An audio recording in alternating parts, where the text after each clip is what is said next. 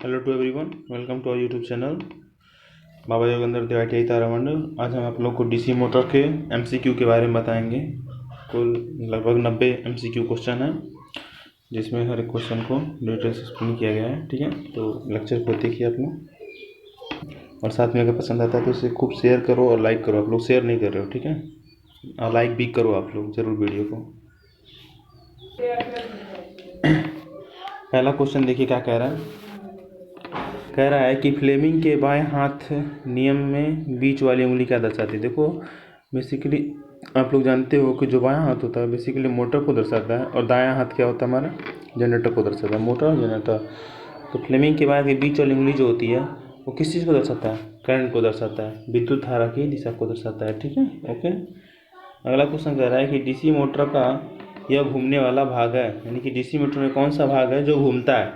तो बॉडी तो नहीं घूमती है, ठीक है। फील्ड पोल, यानी फील्ड पोल भी है जो हमारा होता है, ये फील्ड पोल कहलाता है। जो ये क्या होता है, फील्ड पोल कहलाता है। ये भी मूव करता है। आर्मेचर, तो आर्मेचर क्या करता है? मूव करता है। आर्मेचर में क्या करता है? बॉडी में, डीसी मोटर में क्या करता है? मूव करता है। ठीक है, सही आंसर क्या हो जाएगा? आर्मेचर। अगला क्वेश्चन कह रहा है कि डीसी मोटर के लैप वाइंडिंग में समांतर पथों की संख्या कितनी होती है? भाई एल बराबर ए बराबर क्या होता है इसमें? पी, यानी कि कितना हो जाएगा? दो इज द राइट आंसर। ठीक है, दो कह सकते हैं, या फिर कह रहा है कि एक और ऑप्शन दिया इसमें कि पोल की संख्या के बराबर। तो ये हमारा क्या होगा? राइट आंसर होगा। ठीक है, दो नहीं होगा, क्योंकि दो मान लीजिए कुछ भी हो सकता है वहाँ पे। तो ये पोल की संख्या के बराबर इज द राइट आंसर। ठीक है, एप्रोप्रिएट आंसर है। ओके। अगला कह रहा है कि डीसी मोटर का जो कम्यूटेटर बना होता है, बेसिकली जो हमारा कम्यूटेटर होता है वो किस चीज़ का बना होता है? तो तांबे का बनाते हैं हम लोग। किस चीज़ का बनाते हैं हम लोग? तांबे का ही बनाते हैं इसको। किस चीज़ का बनाते हैं? तांबे का। ठीक है, तो जो कम्यूटेटर होता है वो तांबे का बना होता है। कम्यूटेटर क्या करता है?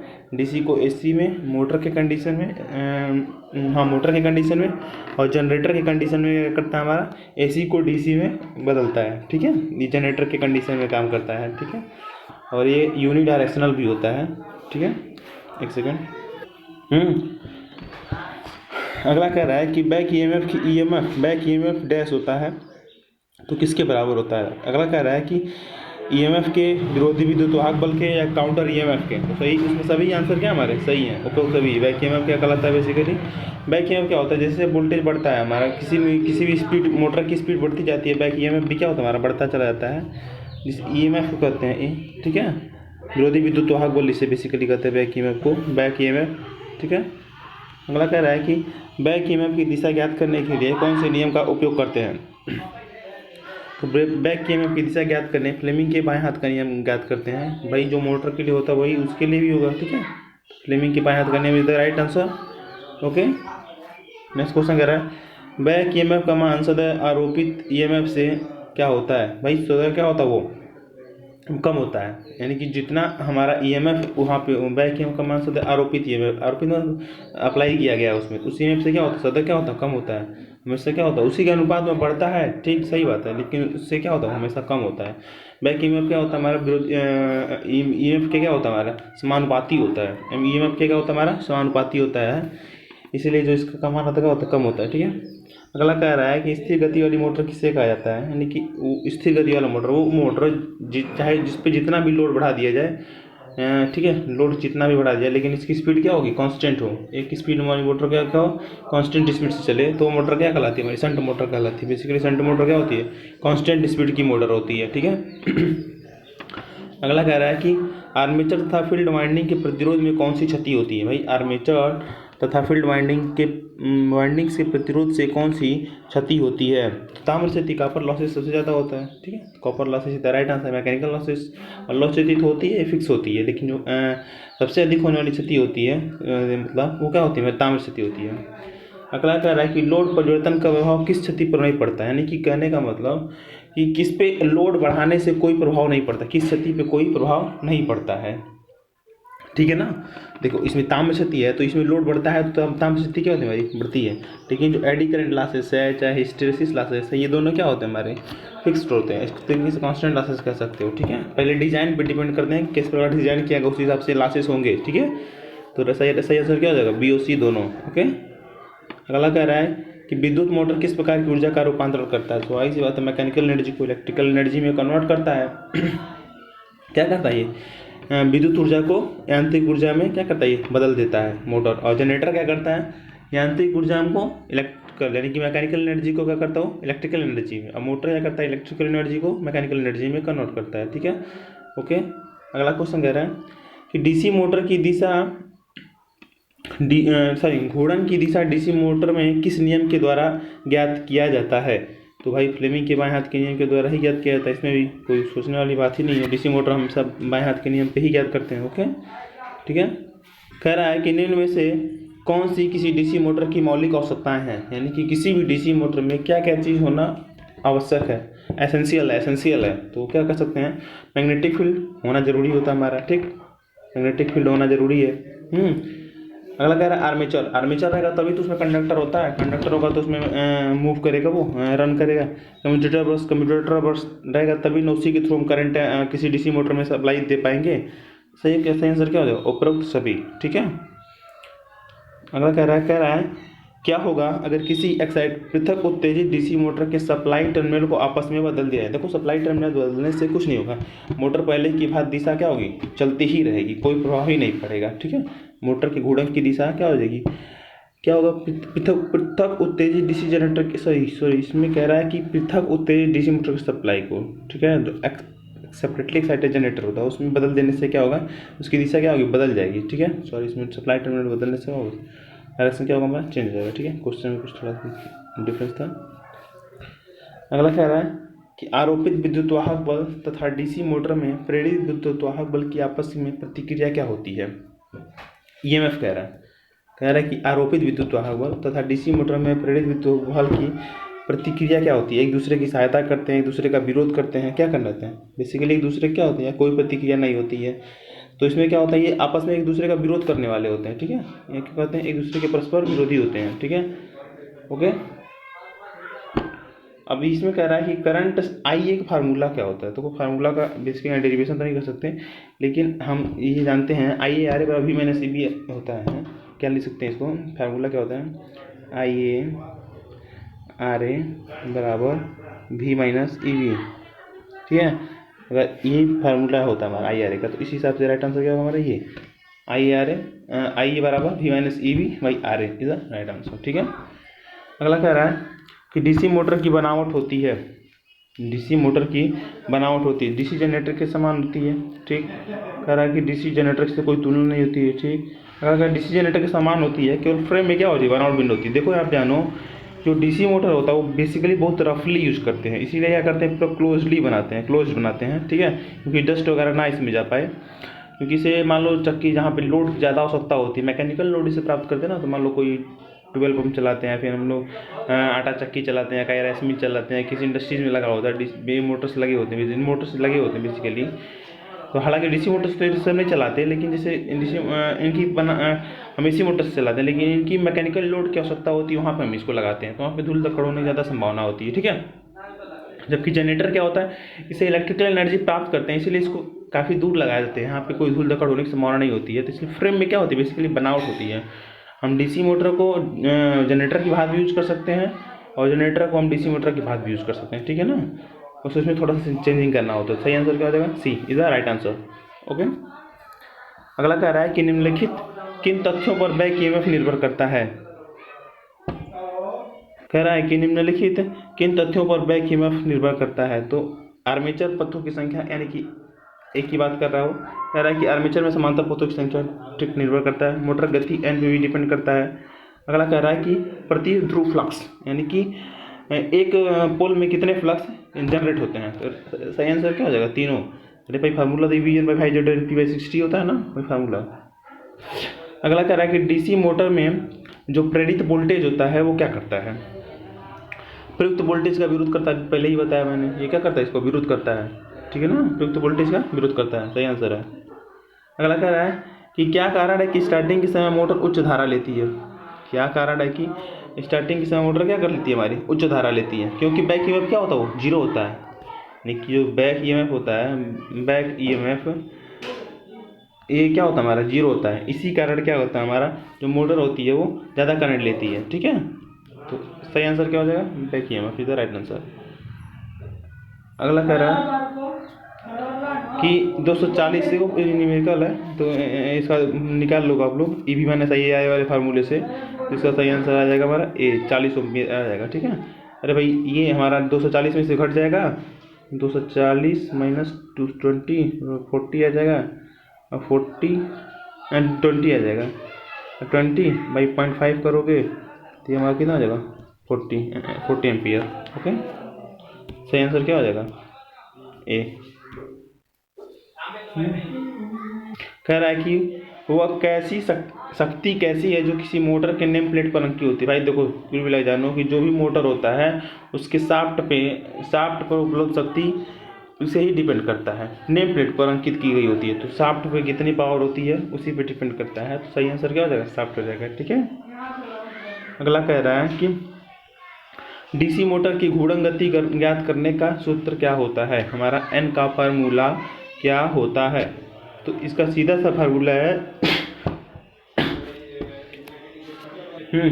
फार्मूला है एन बराबर वी माइनस आई आर ए के डॉट फाई। ठीक है, लिख सकते हैं इसको n k phi equal to V minus I a और R A, is the right answer. ठीक है, सही आंसर क्या हो जाएगा हमारा V minus I R a, n बराबर V minus I R a by k phi. अगला कह रहा है कि निम्न में से कौन सा कथन सही है। कह रहा है कि निम्न में से कौन सा कथन सही है। कह रहा है कि डीसी सीरीज मोटर का स्टार्टिंग टार्क बहुत अधिक होता है और यह फुल लोड टार्क का 5 गुना होता है।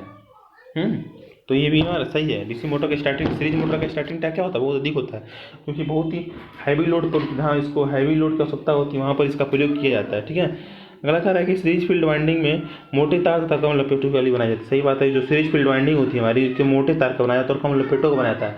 तो मोटे तार का बनाने का उद्देश्य ये होता है कि करंट कैरिंग कैपेसिटी ज़्यादा हो, यानी कि ज़्यादा करंट फ्लो हो तो उस कंडीशन में क्या होगा जल्दी ना मोटर हमारा। ठीक है, अगला कह रहा है कि सीरीज मोटर में फील्ड वाइंडिंग आर्मेचर के श्रेणी क्रम में जोड़ी होती है। भी सही बात है, यानी कि ये बात जानो कि ये टार्क 5 गुना होता है, लपेटे अधिक तार कम तार लपेटों को बनाई जाती है मोटे तारों की, और श्रेणी क्रम में इसको संयोजित किया जाता है। तो सही आंसर क्या होगा सी, इज द राइट आंसर।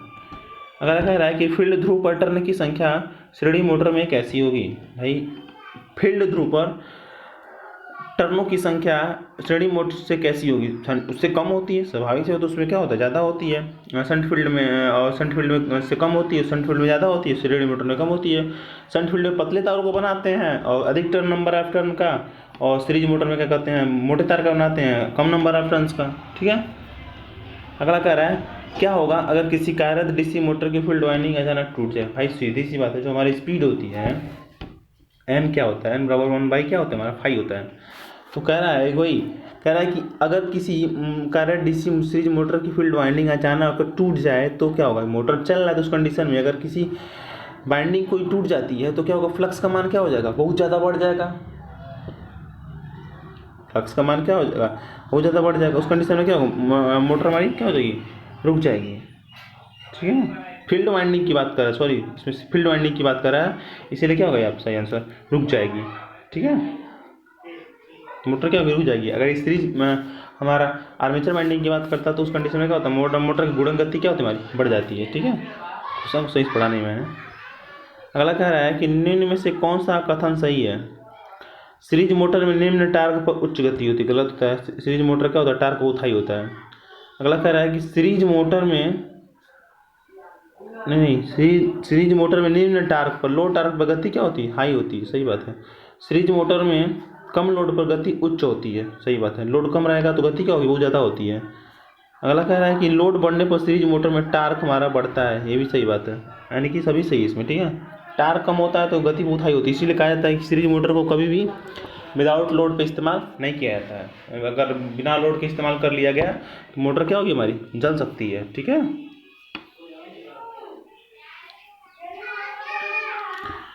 अगला कह रहा है निम्न में से कौन सी मोटर लिफ्ट के लिए उपयोगी होती है। भाई लिफ्ट के लिए क्यूमुलेटिव कंपाउंड मोटर का ही उपयोग करते हैं। ठीक है, कह रहा है कि एक रेल के प्रचालन के लिए कौन सी मोटर का चयन करोगे। रेल के प्रचालन के लिए डीसी सीरीज मोटर का ही उपयोग करते हैं। ठीक है, क्योंकि सीरीज मोटर में क्या होता है हाई स्टार्टिंग टार्क होता है और जब लोड बढ़ता है तो स्पीड कम हो जाती है, लोड कम होता है तो स्पीड क्या होती है, मतलब ज़्यादा हो जाती है। जैसे मान लो ट्रेन पहाड़ी वाड़ी चल रही है तो लोड ज़्यादा होता है, उस समय स्पीड कम हो जाएगा, ऑटोमेटिक कम हो जाती है। ठीक है, अगला कह रहा है निम्न में से कौन सा कथन सही है। कह रहा है कि शंट मोटर में फील्ड फ्लक्स का मान लगभग क्या होता है, हमारा स्थिर होता है। ठीक है, सही बात है। ये शंट फील्ड का मान क्या होता है, हमारा फिक्स होता है। अगर क्या है, शंट मोटर की फील्ड वाइंडिंग पतले तार तथा अधिक लपेटों वाली बनाई जाती है। मैंने पहले ही बताया, पतले तार की बनाई जाती है, अधिक लपेटों बनाई जाती है। शंट मोटर में फील्ड वाइंडिंग आर्मेचर तथा सप्लाई के समांतर में भी करेक्ट है, यानी कि सभी चीज़ें क्या है हमारी करेक्ट हैं। अगला कह रहा है यदि कोई डीसी शंट मोटर लोड रहित अवस्था में कार्यरत है, यानी कोई डीसी मोटर है लोड बिना लोड के कार्य कर रही है और उसकी फील्ड वाइंडिंग ओपन सर्किट हो जाएगा, यानी कि फील्ड उसके वो क्या हो जाए, ओपन हो जाए। कार्यरत है और फील्ड क्या हो जाए, हमारा ओपन हो जाए, उस अवस्था में क्या होगा भाई, मोटर क्या होगी, रुक जाएगी, फील्ड वाइंड रुक जाएगी। फील्ड में जो फ्लक्स ही नहीं जाएगा तो मोटर क्या होगा, टार्क नहीं उत्पन्न कर पाएगा ना, मोटर क्या होगा, रुक जाएगा। तो सही आंसर क्या हो जाएगा, A is the right answer. Okay, कह रहा है किसी डीसी शंट मोटर की घूर्णन गति क्या होगी यदि लोड बढ़ा जाए। देखो डीसी शंट मोटर के जान लीजिए आप लोग, डीसी शंट मोटर में लोड को कितना भी बढ़ा दिया जाए, लोड को एक कोई चीज़ का भी एक लिमिट होता है, सैचुरेशन पॉइंट होता है। ठीक है, उसी तरह डीसी शंट मोटर में होता है, लोड को कितना भी बढ़ा दिया जाए तो उसकी स्पीड में कोई प्रभाव नहीं पड़ता है। ठीक है, यही कह रहा है किसी डीसी शंट मोटर की घूर्णन गति क्या होगी, लोड को बढ़ा दिया जाए, तो इसका सही आंसर क्या हो जाएगा हमारा, कुछ घट सकती है। क्या कह रहा है कि हाँ थोड़ा सा स्लाइटली माइनर, बहुत अधिक बढ़ा देने से क्या होगी, थोड़ा सा घट जाएगी, लेकिन ऐसे नॉर्मल लोड बढ़ता है जब तक घटता रहता है तो उसकी स्पीड क्या होती है, अपरिवर्तित रहती है। लेकिन यहाँ पे कह रहा है कि जब लोड बहुत बढ़ा दिया जाए तो क्या होगा, हमारी कुछ घट सकती है, कुछ घट जाती है, बहुत कम। अगला कह रहा है कि शंट मोटर का starting torque full load torque का कितना गुना होता है, यानी कि डीसी शंट मोटर का स्टार्टिंग फुल लोड टार्क का कितना गुना होता है, 1.5 गुना होता है। कितना गुना होता है हमारा, 1.5 गुना।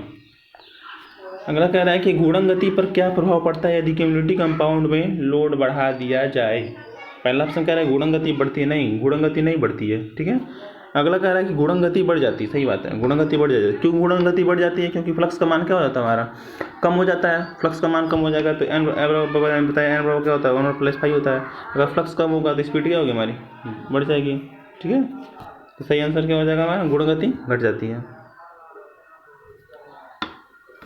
ठीक है, अगला कह रहा है निम्न में से मोटर की गति लोड विशेषता डिफरेंशियल कंपाउंड मोटर के समान होती है, यानी कि कौन सा ऐसा मोटर जो डिफरेंशियल कंपाउंड मोटर के जैसा ही कार्य करता है। ठीक है, तो कह रहा है पहला series motor, flat compound motor और क्यूमुलेटिव कंपाउंड मोटर। ठीक है, तो जो जितने भी यहाँ पे मोटर दिए गए हैं डिफरेंशियल कंपाउंड मोटर के समान ही होती है उसकी गति, डिफरेंशियल स्पीड। ठीक है, अगला क्वेश्चन कह रहा है कि किसी डीसी कंपाउंड मोटर की घूर्णन दिशा परिवर्तित करने के लिए क्या करेंगे यदि उसकी विशेषता में कोई परिवर्तन ना हो। घूर्णन दिशा बदलने के लिए क्या करते हैं हम लोग, बेसिकली आर्मेचर वाइंडिंग को बदल देते हैं। लेकिन ऑप्शन यहाँ पर क्या कह दिया है, पहला ऑप्शन कह रहा है कि स्रोत के टर्मिनल के, देखो टर्मिनल चेंज करने से कोई प्रभाव नहीं पड़ता। ठीक है, मोटर की गति वही रहेगी। अगला कह रहा है शंट फील्ड वाइंडिंग के परिवर्तन से, ये भी नहीं, गलत है। ठीक है, अगला कह रहा है सीरीज फील्ड वाइंडिंग के संयोजन परिवर्तन से, ये भी गलत है। आर्मेचर वाइंडिंग में चेंजिंग कर देंगे तो पहले बताया क्या होगा, कुछ चेंजन हो जाएगा, स्पीड क्या होगी, बदल जाएगी। अगला कह रहा है कि लोड बढ़ने पर क्यूमुलेटिव कंपाउंड मोटर की गति क्या होती है, क्या होती है हमारी। अब पहला कह रहा है शंट मोटर की अपेक्षा कम घटती है, नहीं ऐसा नहीं होता है, गलत होता है, गलत है। शंट मोटर में घटता ही नहीं है। अगला कह रहा है कि सीरीज मोटर की अपेक्षा अधिक घटती है, गलत है। अगला कह रहा है सीरीज मोटर की अपेक्षा कम घटती है, शंट मोटर की अपेक्षा अधिक घटती है, तो क्या हमारा सही ऑप्शन सी हो जाएगा। अगला कह रहा है कि क्यूमुलेटिव कंपाउंड मोटर का टार्क होता है, 38वां क्वेश्चन, क्यूमुलेटिव कंपाउंड मोटर का टार्क होता है, कह रहा है कि सीरीज मोटर से कम, नहीं सीरीज मोटर से कम नहीं होता है, शंट मोटर से अधिक होता है, सही बात, सीरीज मोटर से अधिक होता है, तो बी और सी दोनों। ओके, कह रहा है कि किसी मोटर को स्टार्ट करने में कठिनाई होती है, किस मोटर को, किसी नहीं, किस मोटर को स्टार्ट करने में कठिनाई होती है, तो ऑप्शन इसमें क्या क्या है, सीरीज मोटर नहीं, इसमें कोई परेशानी नहीं होती है, फ्लैट कंपाउंड मोटर नो, और क्यूमुलेटिव कंपाउंड मोटर नहीं, डिफरेंशियल कंपाउंड मोटर को क्या होती है स्टार्ट करने में कठिनाई होती है। क्यों? क्योंकि इसका फ्लक्स क्या होता है, डिफरेंशियल होता है, ठीक है। शंट फील्ड से सीरीज फील्ड क्या घटता है उस कंडीशन के कारण।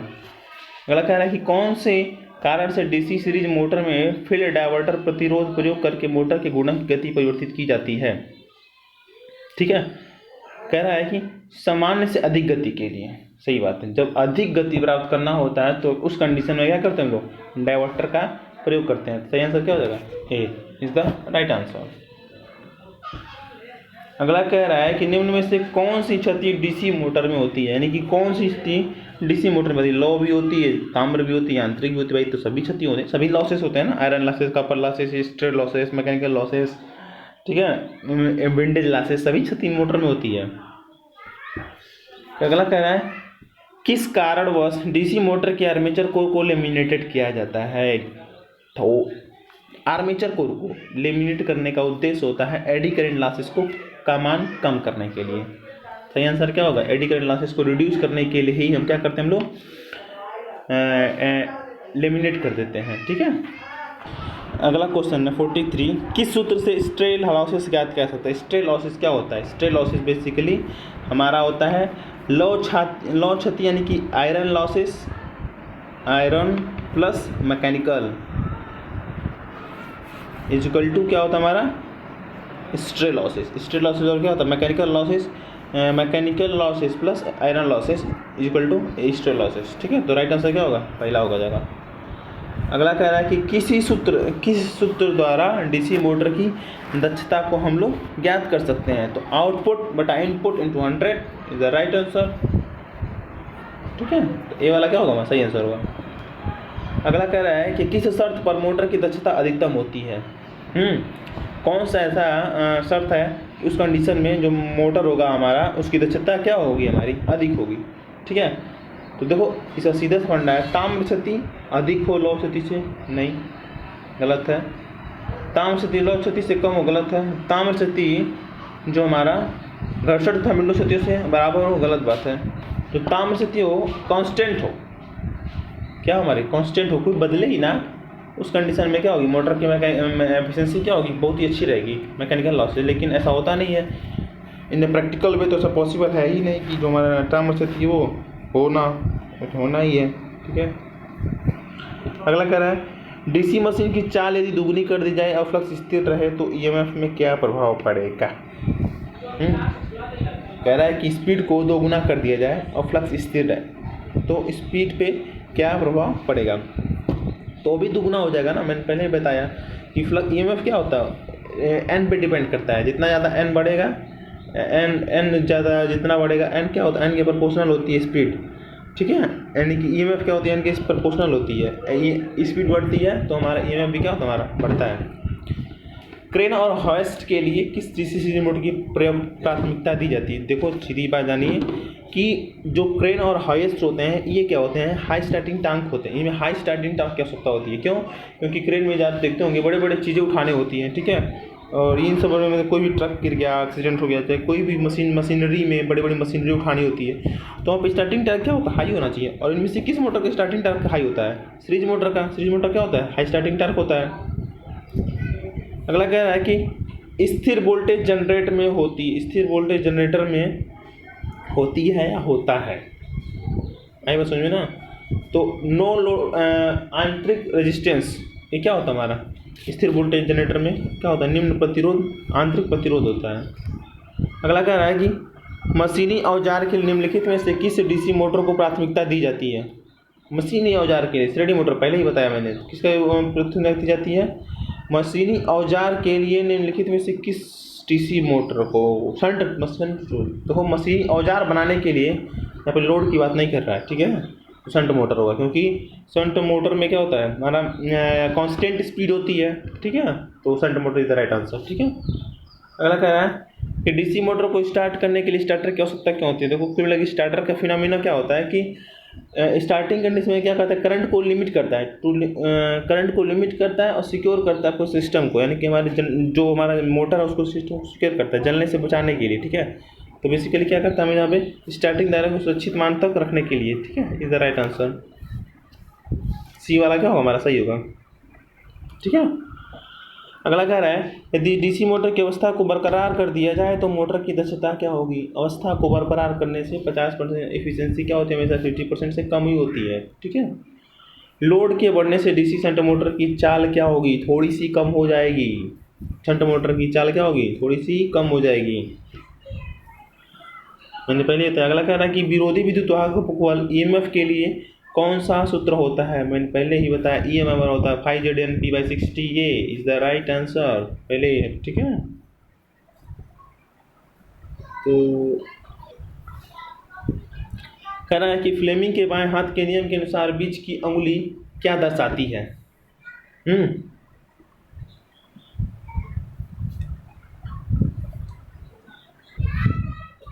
सॉरी, क्वेश्चन आगे बढ़ गया था मैं। कह रहा है कि कोई मोटर डीसी मोटर है, कोई मोटर डीसी मोटर है, या मीटर के किस भाग, मोटर किस भाग को देख कर, मीटर नहीं है मोटर होना चाहिए, हाँ मोटर होना चाहिए। ठीक है, मिस्टेक हो गया इसमें।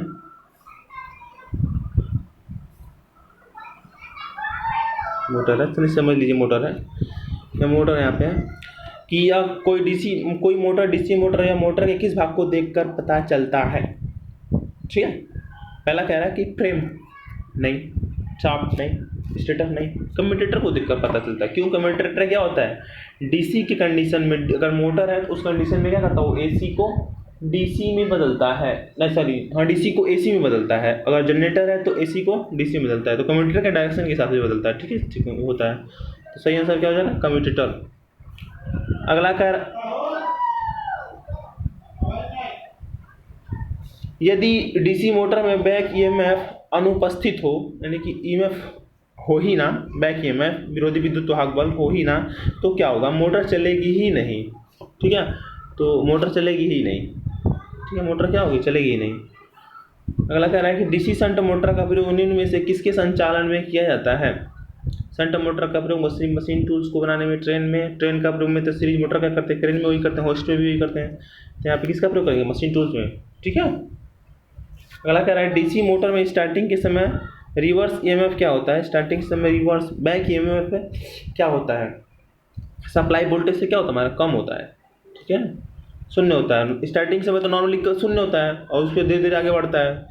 तो क्या होता है बेसिकली, यहाँ समय अधिकतम दिया है, यहाँ पे अधिक से अधिक क्या है, गलत दिया है, शून्य इज द राइट आंसर। कम होता तो हो सकता था आंसर।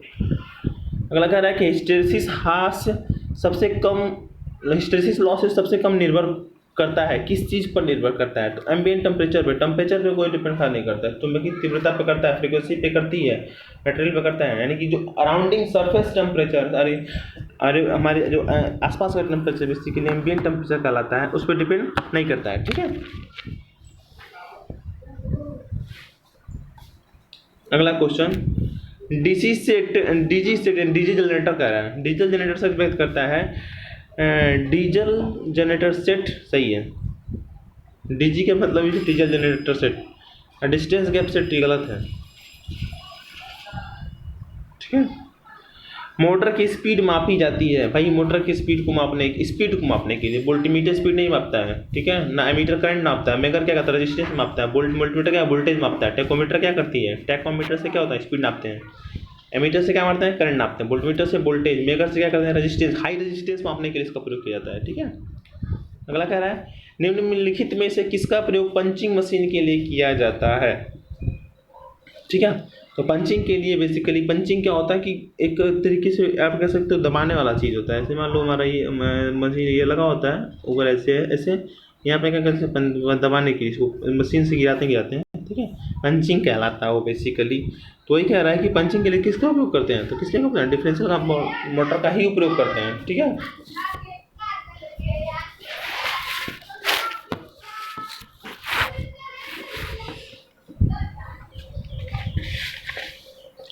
अगला कह रहा है कि डीसी मोटर की यांत्रिक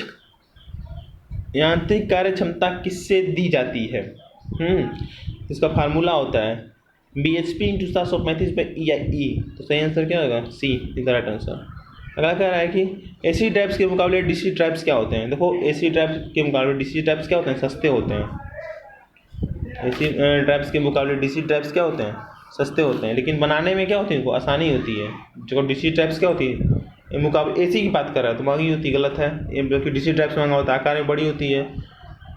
एसी मुकाबले डीसी, एसी के मुकाबले डीसी ड्राइव के यहाँ कंपेरिजन कर रहा है तो बनाने में आसान होती है। नहीं यार, डीसी ड्राइव क्या होता है, बेसिकली बहुत कॉस्टली होते हैं। ठीक है, तो राइट आंसर क्या होगा, ए इज द राइट आंसर। अगला कह रहा है कि डीसी मोटर का झटके से स्टार्ट होना क्या दर्शाता है। डीसी मोटर का झटके से स्टार्ट होना क्या दर्शाता है। तो पहला कह रहा है कि फील्ड वाइंडिंग में लघु परिपथ हो। ठीक है, तो ये जब शॉर्ट सर्किट लघु होगा तो ये स्टार्टिंग नहीं होगा। स्टार्टिंग का कांटेक्ट टर्मिनल क्या हो, खुरदरा हो, ये सही हो सकता है आंसर। ठीक है, कार्बन ग्रेड का इस्तेमाल ये भी हो नहीं है, टर्मिनल खुरदरा हो तो उस कंडीशन में करंट प्रॉपर रूप से कनेक्ट नहीं करेगी। ठीक है, और प्रॉब्लम होगी। अगला कह रहा है कि डीसी मोटर का फ्रेम डैश होता है, ज़रूरत के मुताबिक खुला था बंद, खुला हो, खुलना के ये हमारा क्या होता है, ज़रूरत के मुताबिक उपयोग करते हैं हम लोग। ठीक है, तो सही आंसर क्या हो जाएगा हमारा, डीसी मोटर का फ्रेम पूरा बंद होता है जालियों से। ठीक है, जालियों से बंद होता है, तो बंद नहीं होता है, खुला नहीं होता है। सही आंसर क्या होगा, जालियों से बंद is the right answer. Generator में क्या होता है, हमारा खुला होता है। ठीक है, यहाँ पर देखिए, फ्लेमिंग के बाएं हाथ के नियम के अनुसार बीच की उंगली क्या है। तो बीच की उंगली चालक के धारा की, पहले भी क्वेश्चन आगे आया था, चालक में धारा की दिशा को क्या करती है, प्रभावित करती है।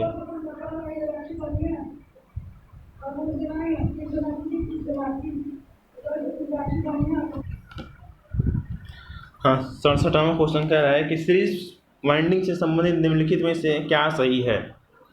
पतली तार, सीरीज वाइंडिंग में इतना मोटी तार होता है, अधिक घुमाव नहीं होता है। मोटी तार कम घुमाव इज द राइट आंसर। ठीक है, पतली तार अधिक घुमाव नहीं, क्योंकि सीरीज में हमेशा मोटा तार लगता है। मोटी तार कम घुमाव इज द राइट आंसर। अगला कह रहा है कि शुरू में डीसी मोटर में निम्नलिखित में से क्या नहीं होता है। तो क्या नहीं होता है, देखो आर्मेचर गतिशील होता है, गलत होता है, आर्मेचर गतिशील नहीं होता है। बैक ईएमएफ शून्य होता है, ये भी होता है, बैक ईएमएफ भी शून्य होता ही है, ये भी नहीं आंसर होगा। आर्मेचर का प्रतिरोध बहुत ही कम होता है। ध्यान से पढ़े क्वेश्चन, कह रहा है कि डीसी मोटर, शुरू में डीसी मोटर में निम्नलिखित में से क्या नहीं होता है, यानी कौन चीज़ से स्टार्टिंग में आर्मेचर गतिशील होता है, नहीं, आर्मेचर क्या होता है, हमारा स्थिर होता है। ठीक है, तो ये आंसर गलत होगा। बैक ईएमएफ शून्य होता है, ये आंसर क्या होगा, बैक ईएमएफ शून्य होता है, सही बात है। आर्मेचर प्रतिरोध कम होता है, सही बात है। डीसी मोटर स्थिर होता है, गतिशील ही नहीं होता है, केवल बाकी सभी चीज़ें प्रक्रिया होती है हमारी, यानी कि बैक ईएमएफ भी शून्य होता है, आर्मेचर का रेजिस्टेंस भी कम होता है। और भाई रेजिस्टेंस कम ही होगा ना, जब करंट ही नहीं फ्लो होगा, रेजिस्टेंस कम होगा।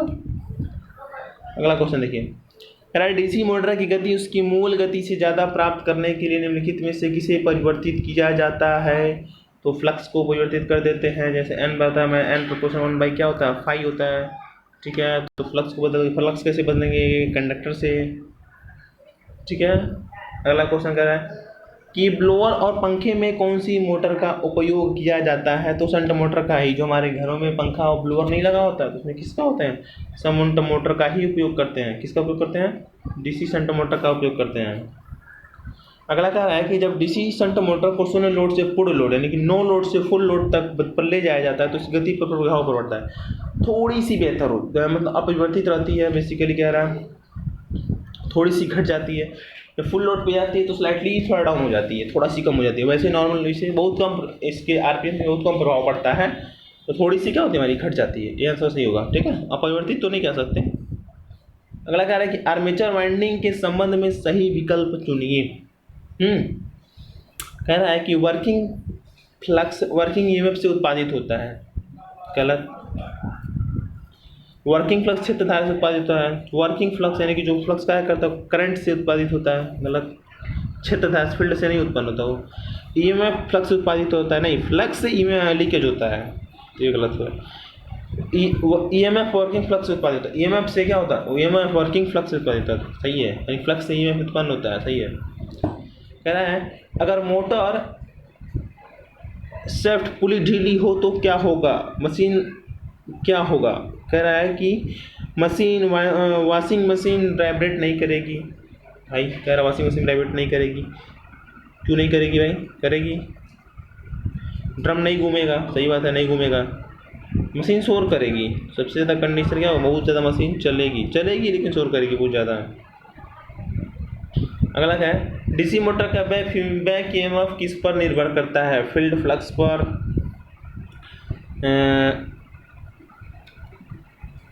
कह रहा है कि फील्ड फ्लक्स पर डिपेंड करेगा, या कंडक्टर की आकृति पर, या फिर आपके कम्यूटेटर के प्रकार पर। तो फ्लक्स होता है उसी पे बेसिकली ईएमएफ निर्भर करता है, और तो बैक ईएमएफ इसी पे क्या निर्भर करेगा। अगला है क्वेश्चन 75, किस मोटर पर ओवरलोड सुरक्षा का प्रयोजन है?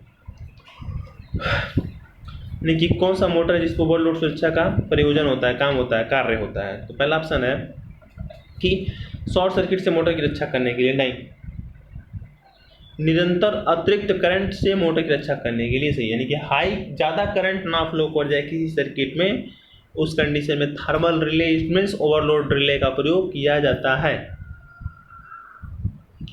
कह रहा है कि कोर की लेमिनेशन सामान्यतः किसके की जाती है? तो सिलिकॉन स्टील की जाती है, ठीक है। निम्न में से किस क्रिया में हाई स्टार्टिंग टॉर्क की जरूरत होती है? अब देखो यहाँ पे मशीन दिया है, मशीन का नाम दिया है, खराद मशीन नहीं, जो शंट मोटर का उपयोग होगा। आप केंद्रीय बल नहीं, ठीक है। अगला कह रहा है इंजन, इंजन बेसिकली आपको रिलेट कर रहा है मशीन से, बड़ी मशीनों से रिलेट कर रहा है, जहाँ पे स्टार्टिंग टॉर्क क्या होता है, हाई होती है। तो ये क्या होता है हमारा राइट आंसर क्या हो जाएगा? इंजन। वायु की धोकर यानी कि हवा झोंकर वाला। अगला कह रहा है कि एसआई इकाई में डीसी मोटर के बल आघूर्ण का इकाई क्या होता है हमारा? पहला ऑप्शन कह रहा है किलोग्राम प्रति मीटर, नहीं गलत है भाई, न्यूटन, ये भी गलत है, joule is the right answer, ठीक है। अगला कह रहा है कि एक डीसी मोटर में यदि चर हानियाँ 600 वाट है और मोटर की अधिकतम, देखो जो हमारी चर हानियाँ होती है यानी कॉपर लॉसेस बेसिकली बात कर रहा है, चर हानियाँ, तो ये कांस्टेंट लॉस, तो ये भी यानी क्या होगी, दोनों आपस में क्या होती है भाई, बराबर होती है, आयरन लॉस हो गया और कॉपर लॉसेस।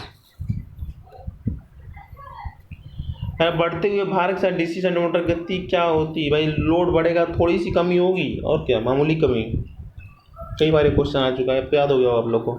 अगला कह रहा है कि निम्नलिखित में से कौन सी सूचना एक मोटर की नाम पट्टिका पर उपलब्ध होती है? सही बात है, एचपी भी होता है, कितने आस पावर की रेटिंग है, कितने आरपीएम का, आरएमएस राउंड पर सेकंड की, राउंड पर मिनट की, राउंड मिनट सेकंड की बोलते हैं, आरपीएस आरएमएस बोलते हैं, आरपीएम वो दिखा था, फ्रेम मॉडल यानी कौन से मॉडल का है, उपरोक्त सभी राइट आंसर सभी होते हैं। अगला कह रहा है कि कम विद्युतीय धारा और उच्च वोल्टेज दर्जा की डीसी मशीन के लिए कौन सी वाइंडिंग काम ली जाती है? कम कर, लो करंट और उच्च वोल्टेज। देखिए लो दो वाइंडिंग होती है, एक लैप वाइंडिंग होती है, एक वेव वाइंडिंग होती है। लैप वाइंडिंग क्या बोलते हैं, जहाँ पे लो वोल्टेज और हाई करंट, ठीक है। और वेव वाइंडिंग क्या है, हाई वोल्टेज लो करंट। यहाँ पे वही कह रहा है कि कम विद्युतीय धारा यानी कि करंट क्या हो, कम हो, और वोल्टेज क्या हो, हाई हो, उसको कंडीशन किसके का उपयोग किया जाएगा, वेव वाइंडिंग के लिए, ठीक है। तो आज के लिए बस इतना ही था, ठीक है। और नेक्स्ट लेक्चर में हम इसी मोटर के यानी डीसी मोटर के कुछ और इम्पोर्टेंट एमसीक्यू होंगे, 100 के आसपास, 90-80-90 क्वेश्चन बचे होंगे आपके, तो उसको भी रहेगा, ठीक है, उसका भी चर्चा हो जाएगा इसमें। तो आज के लिए इतना ही, मिलते हैं। Thanks for watching this video, ठीक है। Like share and subscribe. आप लोग लाइक्स नहीं करते हैं, ठीक है, मन से लाइक कर दीजिए वीडियो पूरा देख के, ठीक है, लाइक तो कर दिया करो, ठीक है। मिलते हैं आगे, बाय।